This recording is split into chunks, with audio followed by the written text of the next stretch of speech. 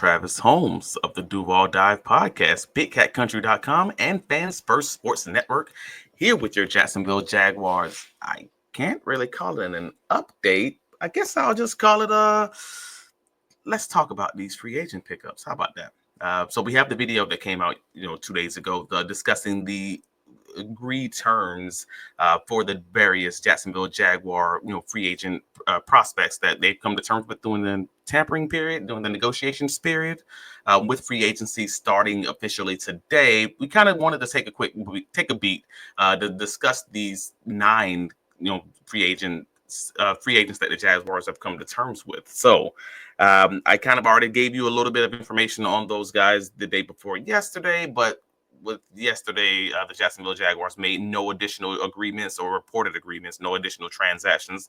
Maybe there's something in the works still. Let's see. Maybe the defensive end edge market. But I wanted to kind of give you guys my top 5 Jacksonville Jaguar agreements, or reported agreements, at least, out of the 9 candidates. So just to let's put this the cart before the horse. I won't be talking about Nick Mullins, the former Minnesota Vikings backup quarterback. He did not make the top 5. That's not a bad thing. It just kind of is what it is. Tight end Johnny Munt, the former Minnesota Viking tight end, and the tight end Hunter Long from the Los Angeles Rams. Won't be discussing those guys because many people keep trying to talk about the fact that Johnny Munt and Hunter Long are how they're going to replace Evan Ingram. Nah, man, they got Evan. They're replacing Evan Ingram with Brenton Strange. So I just wanted to be clear about that. Those are 2 very good blocking tight ends. If anything, if you want to compare them to anyone, you compare them to Luke Farrell. And seeing as the Jaguars probably didn't want to have to sign a contract for a $20 million backup blocking tight end, which is what Luke Farrell got from the San Francisco 49ers. Johnny Munt and Hunter Long sound like 2 very good options to kind of keep their run game being efficient. So again, won't be talking about those guys, won't be talking about Nick Mullins, and won't be discussing today, Chuma Edogo, the former Dallas Cowboys swing tackle. But let's get to it, to the top 5. At 5, I have Eric Murray, the former Houston Texans safety. Hey, man, Murray had in 2024, he played in 14 games. He had 1 interception, 1 sack, 75 tackles, and 5 quarterback hits. Many people in Duval County specifically seem to be a little bit down on Murray because they either didn't know who he was or just didn't think his advanced metrics came, sniffed up to par for the other guys, or maybe they just wanted one of the top guys on the market like Javon Holland. Like, I fully understand that. However, hey man, I watched 5 full games of Murray's tape from yesterday night. Shout out Spody, one of my friends that helped me out. We watched it together. I'm talking midnight last night. The Indianapolis Colts game, the Jacksonville Jaguars matchup, Buffalo Bills, and New England Patriots, along with another one. And hey man, Murray was a heat-seeking missile. Like, he was a dog. I know folks are going to look at PFF and they're going to look at all these other places and kind of come to their own conclusions about how they feel about someone without actually watching the tape. But watching the tape, man, the man was out there being a competitor. The man was out there like he wasn't getting caught on. Like, the Indianapolis Colts literally didn't target him in that game at all. In the run game, he is a heat-seeking missile. He is going to try to he is going to try to knock somebody out. If ever so often that will get him in a little bit of trouble. He may miss a tackle or diving tackle because he's hustling. Like, that's a difference. And for me, that kind of raises that floor a little bit, just because we already had the conversations about issues of hustling from the Jacksonville Jaguars secondary just last season, the secondary and linebacker core just last season. So I'm watching the film. I don't see any issues of effort. I don't see any issues of him, blatantly bursting a coverage or anything along those lines.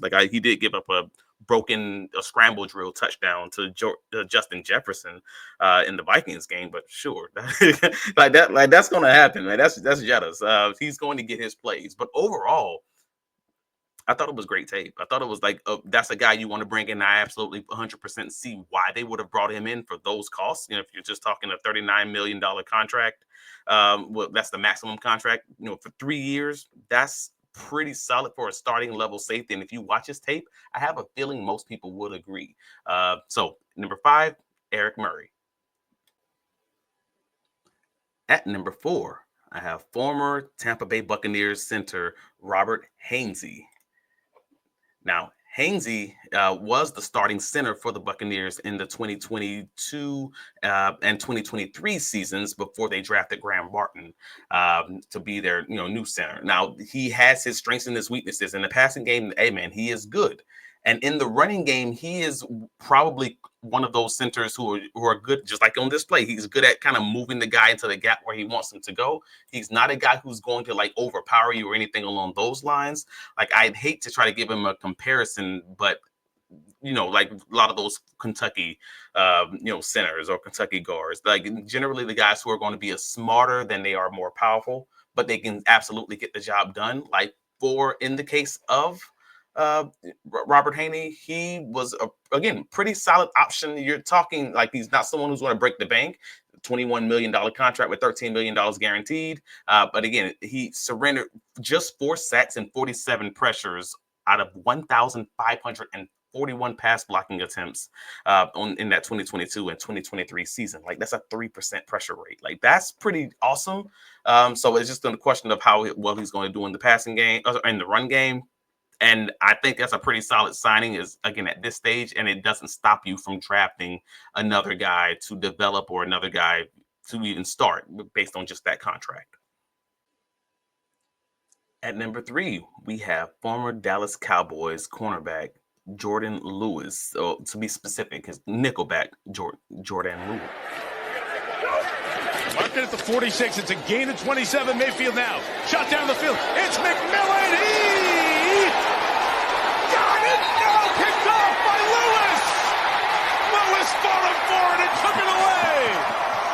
Jordan Lewis. Hey, man. I am always going to be here for someone who is going to be a dog in that secondary. Like he is out there snatching balls from people. Like, again, we've had this conversation about you can never have too many dogs. Now, I know folks have their feelings, they have their thoughts on the fact that Jarian Jones was a great nickelback for the Jacksonville Jaguars. But if you're looking at the stats, they actually were very similar to Jordan Lewis last season in the 2024 season.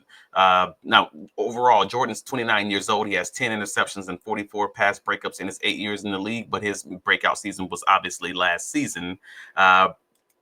And again, Cameron Wolf of the NFL Network already had the report that came out yesterday afternoon that the front office does and the coaching staff does see Jarian Jones as their outside cornerback. So he's going to be shifting outside.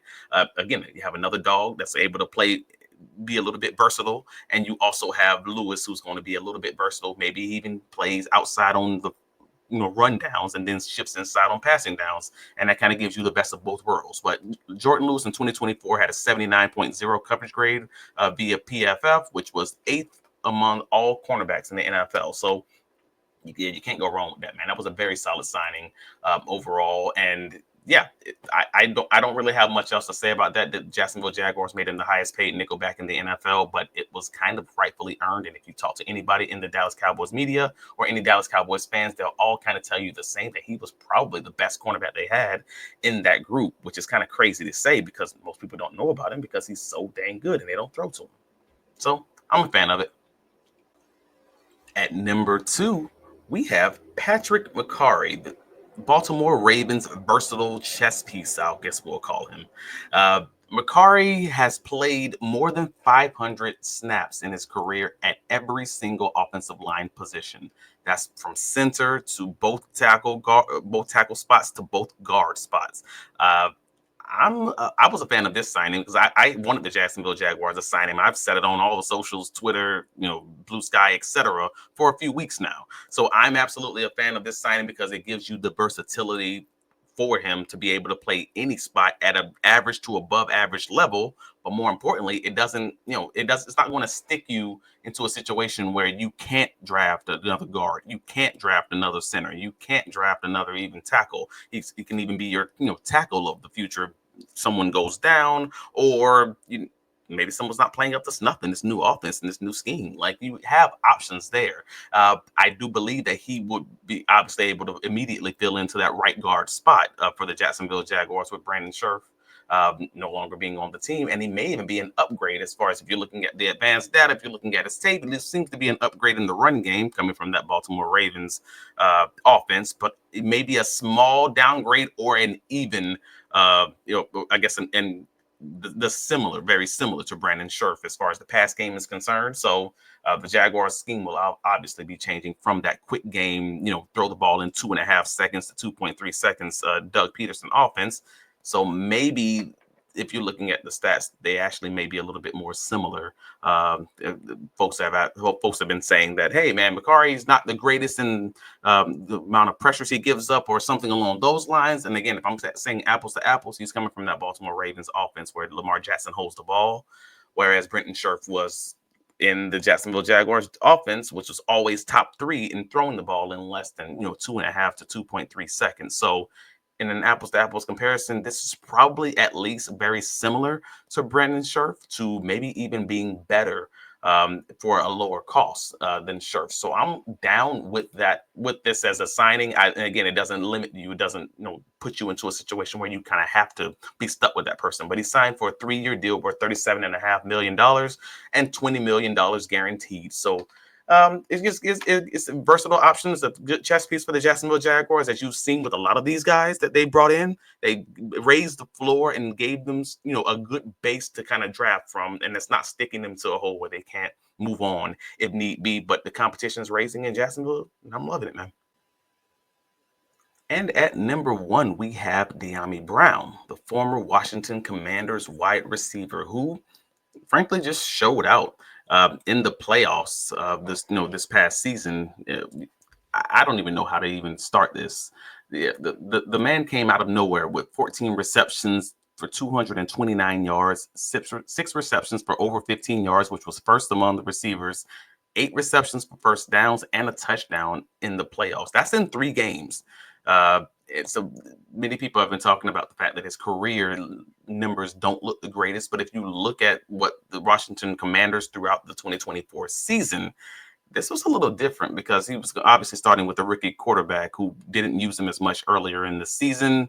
They ran him on a lot more clear out routes. You're talking, deep balls. You're talking post routes. You're talking maybe even like deeper digs, where their quarterback was taking more of the check downs, kind of just getting the rhythm earlier in the season. Makes total sense, especially when you're talking. This is your number 2. At one point, become the number 3. Number 3 to become your number 2 receiver. But overall, if you're looking at what he did into the playoffs when they finally started using him, man, this might be worth that $10 million. It's a 1-year, $10 million gamble, essentially. And I kind of like that as a low risk signing because it doesn't stop you from drafting a guy, kind of similar to what I said with the previous guys. It doesn't stop you from drafting a guy and having that as your number 3. And if he is your number 3, you're ecstatic right now. But even being your number 2, many folks are trying to compare him to Christian Kirk, and I'm just like, what are we doing here? Like, they're obviously significantly different players, but that's not the comparison, man. It's not Christian Kirk, because yes, Christian Kirk's dope, but we've all established that Christian Kirk also didn't fit the needs of this offense, right? Like, you have a guy who's now blazing speed, also in an offense with Brian Thomas Jr., who's going to be manning the slot. So again, that's not the comparison. The comparison for Dyami Brown is not Christian Kirk. The comparison is probably someone like Zay Jones. Yes, probably someone like Devin Duvernay, who's going to be able to stretch the field and but actually maybe even get those targets, and have that blazing speed to kind of push those safeties back and give the underneath guys more room to work. Well, now the underneath guys, Brian Thomas Jr., that's another thing. So if you look at it from that perspective, is that an upgrade to Zay Jones? Absolutely. Is that an upgrade to Devin Duvernay at receiver? Absolutely. That is another conversation. So it's quote unquote boom or bust for $10 million, which is cheap for a wide receiver in today's NFL, but it has the potential of being just boom. So I'm here for that little 1-year, $10 million low risk, option for Dyami Brown. So that will be my number 1 guy on the list. But maybe you disagree. And if you do, I understand that. So let me know in the comments how you feel about him. But again, 2024, Dyami Brown ranked 16th in the NFL in yards per route run against man coverage. So he's kind of going to be one of those guys to kind of run you off the ball, run you out of those coverages. Let me know what you think in the comments. Let me know on BigCatCountry.com. We'll have the Duval Dive podcast with myself, student of the game, Kyle Nash, on Wednesday nights. So come talk to your boys and let us know what you think about it. Duval. Later, y'all.